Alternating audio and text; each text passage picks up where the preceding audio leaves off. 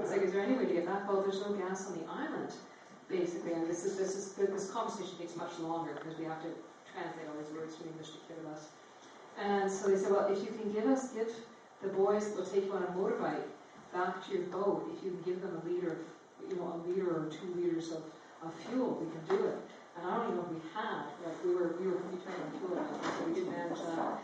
But you're going through the night, and as you're looking down, you're trying not to fall off the bike because you're so tired. There's all these crabs everywhere. The whole ground is covered with these crabs. You're really afraid to get off the bike because your toes are getting bit. This is all about dancing. Oh.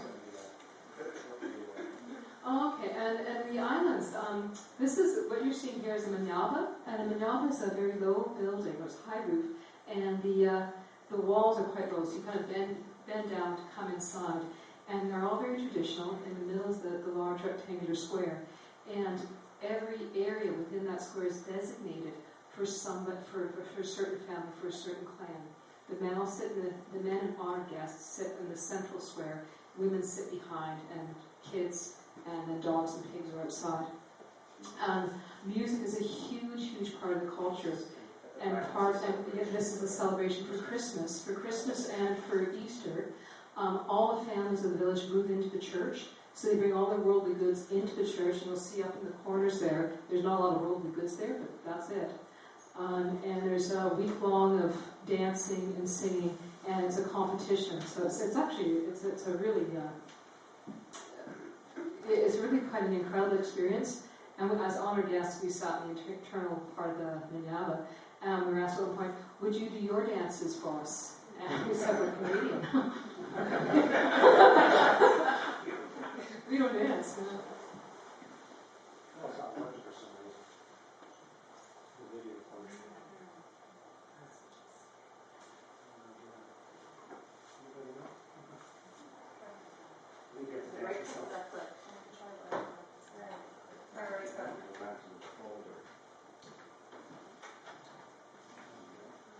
It's just kind of interesting to hear the music.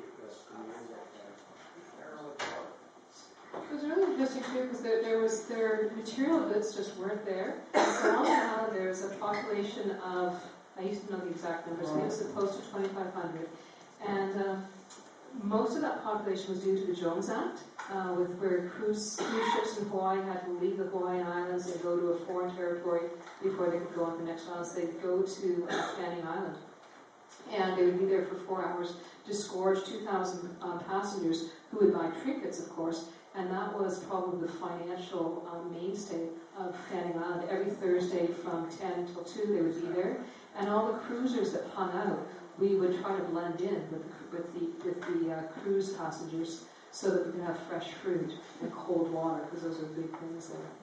On Fanning, we spent, I guess, about 6 months there altogether, and we ended up becoming part of the community there, and it was an incredibly rewarding experience.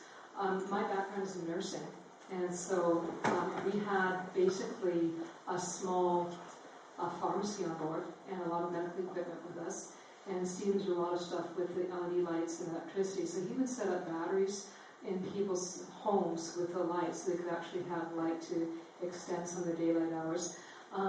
Within each village had been given generators and DVDs, so the whole village would gather for a movie occasionally, only when there was fuel. The total number of cars, I didn't mention this when I talked about the ride, the total number of vehicles on the island, I think, was 4 or 5 vehicles for the entire population. So they were the bus system. Generally got around by walking, bicycle, or those that had a lot of money would have a little moped type of thing. Within the island, when the U.S. military had actually labeled it a dangerous destination. If you recall, Fanning Island is the other end of the telegraph line from Banfield out to Fanning, Tarbine. That's where the telegraph line went. And they used to have U.S. troops there, but they'd all get really, really nasty staph infections. And Fanning has this bizarre staph bacilla, which infects like nothing else I have ever seen. And I'd say about, and this is not to scare people off, but about 50% of the cruises that go there end up on antibiotics. We get some really, really nasty stuff, and it might look like a small local infection, but you end up with systemic result or a systemic reaction to it. So I think we were all on antibiotics on some point there. And within the island itself, there's not a lot of medical supplies, things like Band-Aids. So if anybody goes there, wish list for Fanning Island, there's things like basic medical supplies, Band-Aids, antibiotics, pencils, books. You know, a pad of paper there is extraordinarily expensive. The wage is $1 a day if you're working. And a pad of paper costs about $6 or $7 for them. Incredibly giving people, wonderful. As I said, we were adopted into one of the villages, and we were fed. We were given everything. You know, that people would come to our boat on a regular basis and bring fish, bring food, bring so much to us, and we would always, you know, provide any medical care that we could, or any electrical services that we could. Where's our sugar? Any questions? Did you have any problems with getting in because it was so far from the Kiribati itself, you know, on entry? It used to be a bit of a problem because it was so far apart that, and the Kiribatians used to be upset that you went there before going to the old Gilbert and Ellis Island. So the question was, did we have any trouble getting into the Fanning first because we hadn't gone to any of the main islands? And I think that the answer might have been yes, but we never went to any of the other islands. We were actually there long enough that the officials there asked us if we wanted land. We were welcome to stay. And they kind of hinted it would be really nice if we didn't go to any of the other islands there. So I have a feeling that you might be correct in that, but I don't know for sure.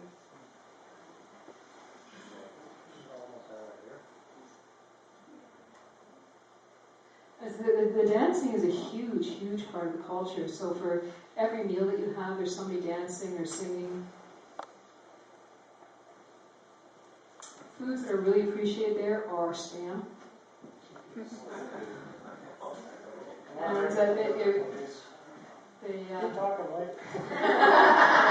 so food was great. Food is a really funny thing because the foods that they make are delicious. Like fried breadfruit. I'm sure lots of people here have had fried breadfruit. It's just to die for. And you know, the pig, the coconut milks, all the foods they made from scratch. Some sort of strange pandanus rice and whatnot. So we had these great foods, but because we were special guests, they would serve us the spam.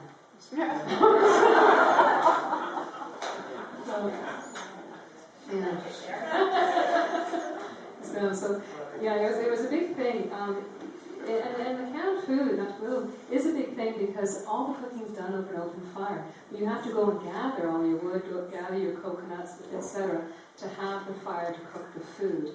The housing's all pandanus huts. The other thing is, you have to find a place to haul water. They did have wells, but most of the wells were heavily contaminated with hepatitis, or I guess they had a typhoid outbreak there at one point. We found a lot of interesting diseases there. We did run across leprosy and a lot of tuberculosis, hepatitis. Anyone? Well, I hope so. Now that you've said all the things about banning, to scare people off. But why we would go back and we hope to go back. The people are just so beautiful. We spent many nights just discussing philosophy with people, just being met with such warmth and such welcome, being brought into a different culture, different life with such acceptance. We were spoiled rotten on a regular basis. The snorkeling there is unbelievable. In that channel, you get quite a flow all the time. And as you dive in, it's like being Peter Pan flying through Never Never Land with these huge, what are those things called? Yeah, the rays. The rays come up and swim with you, and these schools of fish. It was absolutely gorgeous. That's where you saw that boat full of people there. That was the transportation from one side of the island to the other side of the island. And you would just get as many people on there that would fit. And you'd watch the waterline of this boat go down and down and down and down. And they'd have that back flap open. And the waves would come in. And as you got in there, Christmas morning, of course, people were going back for their side of the island. And somebody passed your bay, and it'd be full of these little piglets or something. And you had to keep the piglets safe on this crossing. You can see there too, the furniture piled up. Everybody moves their furniture for the week. Furniture consists of like a little cupboard that's got mesh on it to keep their food in, just to keep the animals out of the food. But they would move everything for that week. That's the cruise ship from Norwegian Cruise Lines that was coming in fairly regularly while we were there until they had a mechanical problem, and for 3 months it didn't come. And it changed the whole island quite a bit. And right now it's not going anymore. They might be getting the odd cruise ship, and that's, for me, a reason to even more to go back to family and to encourage people to go there, because it is probably one of the most remote of the Pacific Islands. And you're going to find a lot more of the genuine culture there that they just haven't. Here, it was a real strange clash, because you have this, on the one hand, very primitive living, and then you have this compound where the cruise line people, where they had 3 employees and had a generator running, and it was, even we'll show you pictures of the 2 hospitals, the contrast was quite bizarre. But they're wonderful people, and with the cruise ship not going there now, they're going to appreciate cruisers even more. And the little things that you can bring would make a huge difference. And the thing that we noticed about the people on Fanning Island is when they met you, is the first thing they asked, they introduced themselves and said, how are you doing? What do you need? How can we help? Is there anything we can do for you? And that just blew us away. And that wasn't our experience everywhere. We'll talk about that a little later. This is a house, one of the huts. Some people had cement huts, cinder block huts. But this is in the Manyaba. Coconut crab, those little crabs that run all over the jungle floor. They like playing cards there. That's part of the Yeah. And this is climbing up for the toddy. This is a unique thing to Kiribati and Tuvalu, where they collect the sap from the coconut tree. And just in a little glass bottle. I don't think you can see it up there, but I'm just getting it up there. And you can drink it right away. And if you keep it for a day or so, it starts to turn to different consistencies. And I think after a day or so, it starts to ferment a little bit, and they use it for baking, because it works as a yeast to help the bread to rise. And you keep it a little bit long enough, it turns into a beer. And I didn't dare try it, but we saw the results from a few people. Quite potent. And you can also boil it down into a syrup, very similar to maple syrup with a really coconut taste. And that was wonderful. We got some bottles of that, and my favorite meal was to have some rice with this coconut syrup and a hot sauce. And it's amazing what you can do with it.